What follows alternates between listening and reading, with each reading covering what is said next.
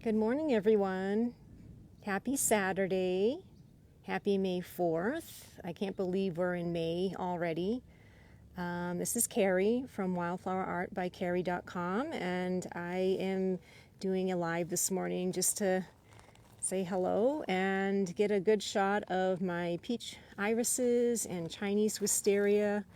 I wanted to do a live on this because a lot of people love my pictures and stuff, and tomorrow through Tuesday, we're getting really strong winds, so I know this will be the end of my wisteria, and I wanted to capture it live for you all to see. Anyhow, I want to talk about my wisteria this morning. I've gotten a lot of questions about it from the gardening groups, about how old it is, if it's supported by anything. And the backstory is we bought this property in 2014. And our home was actually built in 2004. So the home is 20 years old. And I don't know, I know there was two owners of this home. And I don't know which owner planted this shrub. But when we moved in 2014, it was a little bit smaller. Let me squeeze through here. And it was all gnarly and it was all intertwined, and it was January when we moved in, so there was no leaves, no flowers. I didn't know what it was, and I was going to pull it. I was like, oh, I think I'm going to cut that, but something decided to make me say, well, let's wait till spring and see what happens. So I waited, and it had like probably one or two bloom tendrils there that you see. It didn't have much, and I didn't even know what it was because I'm originally from Maine and we don't have wisteria up there. So I found out what it was, and I said, oh, wisteria. And then I thought of the Desperate Housewives show and the wisteria lane that they lived on.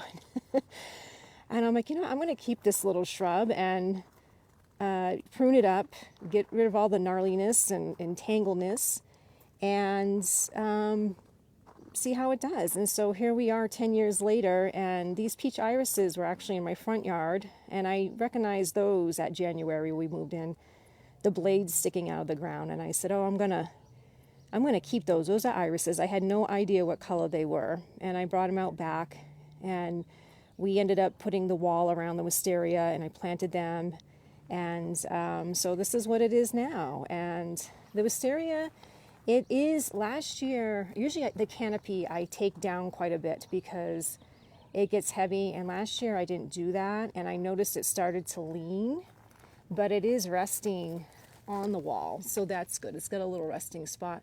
This year I think I'm going to take it down a bit, again, quite a bit, because it is, I think, puts a strain on it. It gets so heavy, and you can see the tendrils are starting, the little vines.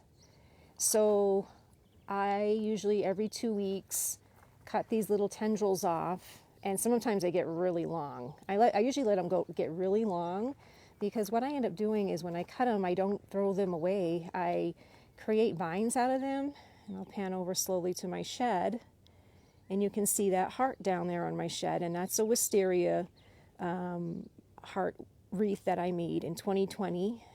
And I add to that every year. So I'll wrap new vines around that every year and keep that going. And I actually made that wreath in support of everyone who lost their lives from COVID, and who was battling COVID, and all of us dealing with COVID. So I made that in 2020, that summer. And I just felt like it was something that kind of symbolized how I felt at the time, and I still feel the same way. I also have another wreath I made. You can see it on my fence there, another heart wreath I made out of those wisteria vines. You can see it down there at the end.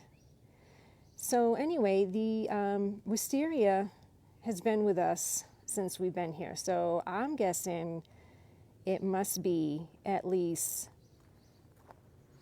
oh, I got something. It must be at least 15 to 20 years old, because like I said, we got here in 2014, and it was here, and it was good size at that time, so I'm guessing it's about that age.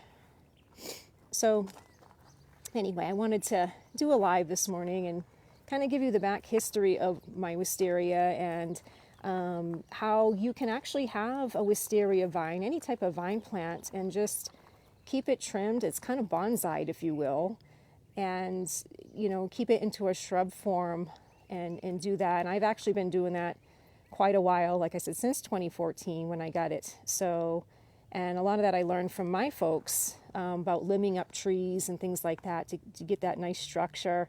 I also watch Linda Vada videos. She does the same thing with her shrubs and stuff, and too. So I like watching her stuff because we kind of think along the same lines. So, but anyway, I want to do that, and it is a beautiful Saturday morning here this morning. There's no wind, so I want to do a little quick garden tour and let you know what's going on. So I did clean out my coal frame last weekend, and I got my pots out.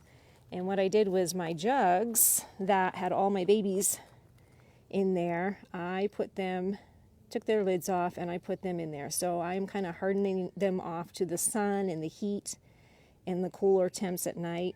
And I'm going to start planting those out in my garden next week. So that's what's in there now. And all the plants and pots that I had in there, I took out. I fertilized. Actually, I took a time-lapse video. I got to post that. I'll probably do that tomorrow so you can see my process when I took those out and posted them. But over here, my knockout roses are coming in, and they are just beautiful. This year and every spring. Like I said, these knockout roses will continue to bloom like this until frost. So I'll have these through November. And I usually have to cut these back too. They'll get very tall, and about as tall as my honeysuckle in this pot here. And I'll have to, probably around July, August, give them a good cut back and let them start flush out. And then I'll get a nice fall flush of color. So, but they are just loaded. And I enjoy them. And this year I plan on doing something different, collecting some of the petals and drying them. And I want to put them in some glass bottles and decorate them and add those to my business too. So you'll see those on my website. I plan on adding a new item there. So we're going to try something like that. But I did end up planting some morning glory. I think I showed this at the last video on this arbor. And so they're starting to make their way. You can see them. They're like, oh yes, we have something to climb on. So it'll be pretty. And these are the party dress morning glory that are nice, like almost like a hot pink color. They're really pretty. So we'll take a little walk around. So the south garden is coming in really nice. Pardon me. And we're getting some more color and more green, and everything's starting to wake up in the garden over here. And I will be planting a lot of zinnias. Pardon me. Zinnias and cosmos in this garden. I have hollyhocks that are going to come up. So the catmint's doing really good. It's nice and big and blooming, and I'll have that color there until frost as well this fall. That's a wonderful perennial for any type of pollinator. The bees just usually cover that. They're not out yet this morning, but attack closer to the house because we're losing connection. Okay, hopefully I'm back. Okay, so we'll go just around here and take a look at everything. Like I said, everything's starting to bud out. This coreopsis, they're full of buds. You can see all those little bud heads that are going to be popping open soon. So we'll probably in another week or so, we'll be having lots of color there, lots of yellow, which I enjoy seeing lots of color in my garden. I don't have a preference for just certain colors in my garden. I love everything. I love every color of the rainbow in my garden. So whatever comes to fruition is what I like. So I did pull out the rosemary from my coal frame, and I actually repotted them in a bigger pot. So I have that one there. And then over on that one, I have it there in the corner over there. So, and let's see, I got a little dahlia there. That was in the coal frame. I pulled that out, and that's on its way to Bloomville. Be happy to see that.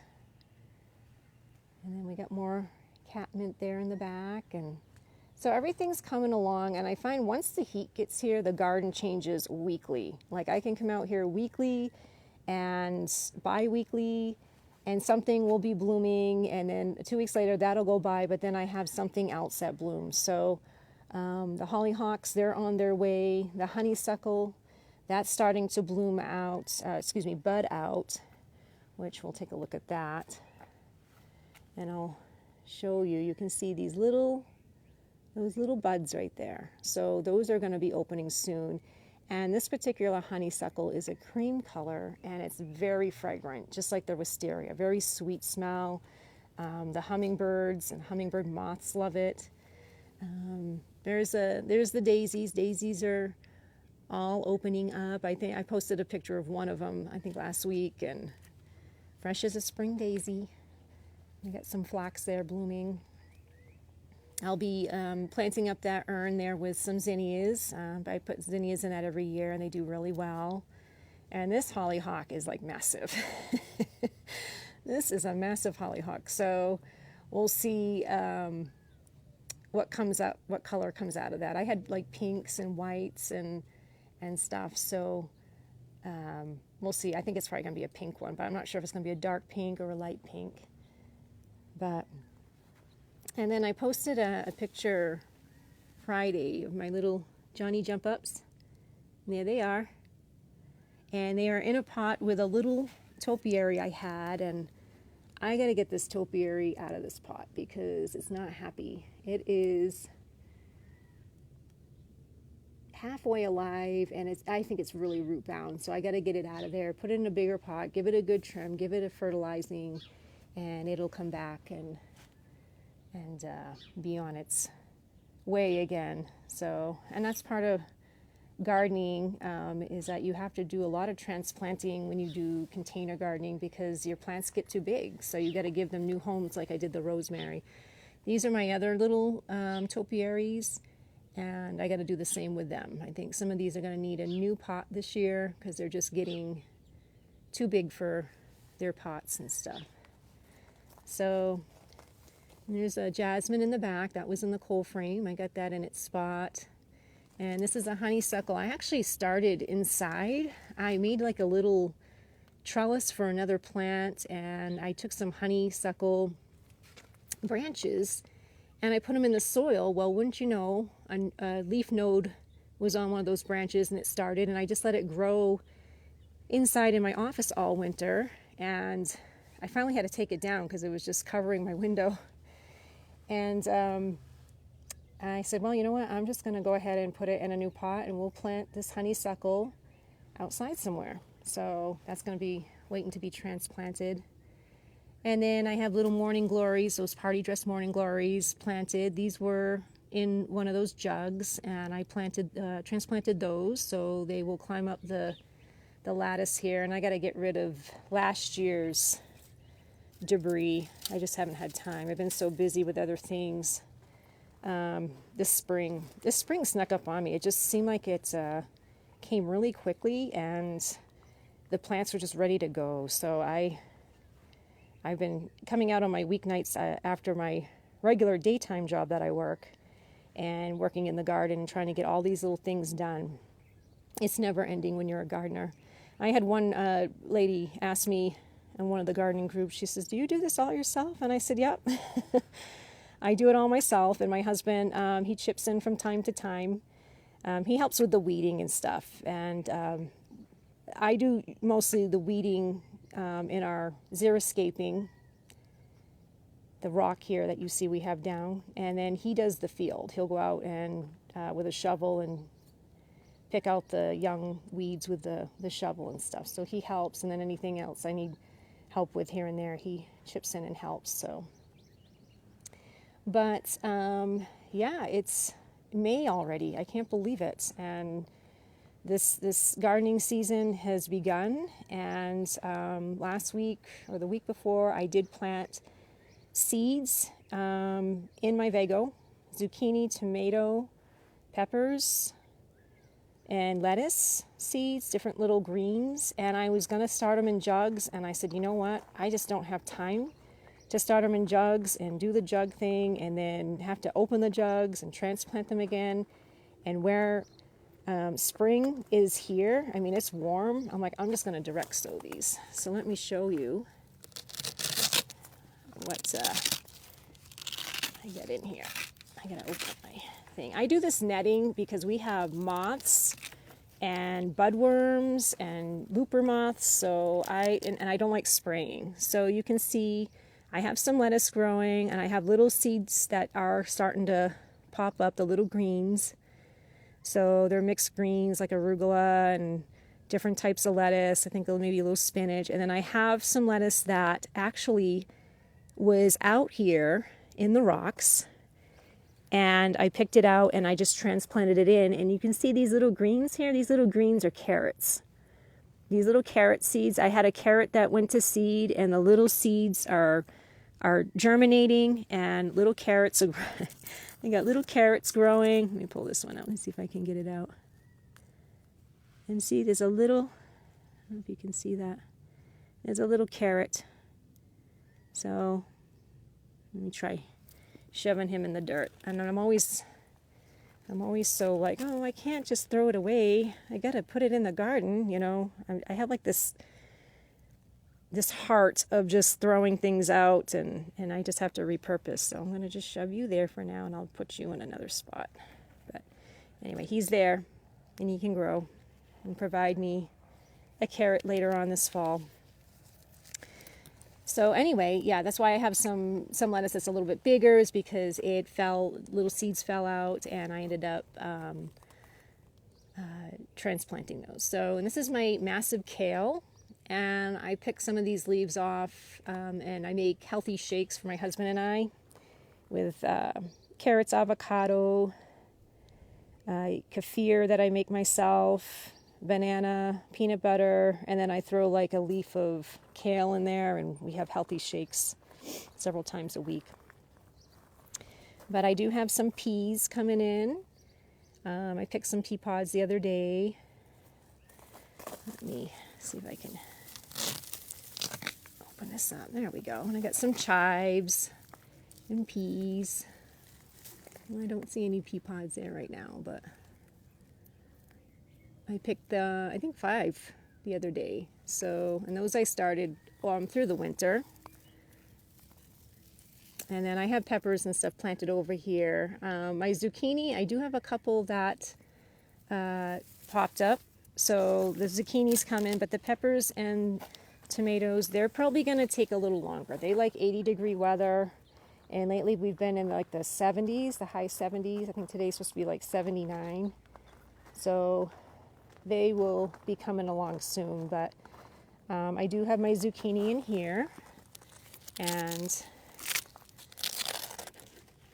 let's see, you can see there's one coming up there. I think I had one in the back there. You can kind of see a little bit. And you can see eggshells and stuff. So my husband and I, we compost. And we go through a lot of avocados because I put avocados in the shakes. And so let me open this netting a little more so I can get my camera in there. There we go. And so we compost. And you can see avocado pits and little shells, and we use apple peels, banana peels, everything goes in. And we have a tumbler, which I'll pan over this way, which is right in front of the shed, that little black tumbler there. And we put all our household veggie scraps and stuff in. And then every spring, I empty it and I put it in my garden. So I do organic gardening, and that's broccoli there in the back. And add that to the garden so we have nice, healthy soil and no chemicals. And I use the Espoma garden fertilizer. I like the tones. I follow Laura on Garden Answer. She uses the Espoma tones and stuff too, so I like those because that's for organic gardening. So I don't, like I said, like pesticides. And if I do any type of spraying, it's with neem oil, and I'll spray my buds and stuff in flowers if I start seeing aphids and any type of bud worms and things like that. I use neem oil for that, so that doesn't harm the plants and it doesn't harm the bees and things like that. So anyway, I will end it here. Just wanted to pop on and say hello and give you one last live look at the beautiful Chinese Wisteria and my irises. And like I said, we're getting some winds later this week, so it's probably going to be the end of the wisteria. Those little blooms will all blow away. But anyway, I hope you all have a wonderful weekend and a wonderful May. I will come back on in another week or two. We'll see how the garden's doing with more blooms and share that with you all. And until then, I will keep you updated with my daily posts, garden posts and pictures. And oh, and real quick, I am having a Mother's Day sale. Let me put that little plug in there for my business. And so you can take 15% off your purchase with MOM15 discount code at checkout. You got to type that in.